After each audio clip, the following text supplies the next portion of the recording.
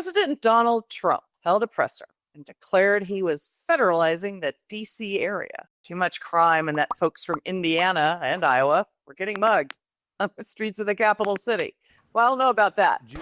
But drastically reducing crime was a tenet of his 2024 campaign, and he has taken action in many different ways.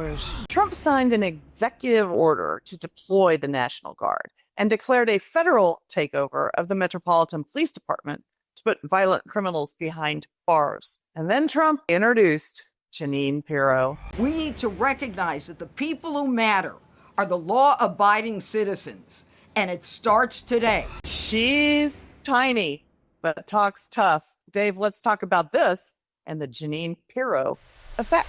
Well, interesting way of putting it, the Jeanine Pirro effect. Well, in Washington, D.C., it's finally about holding the city's feet to the fire on crime and lawlessness.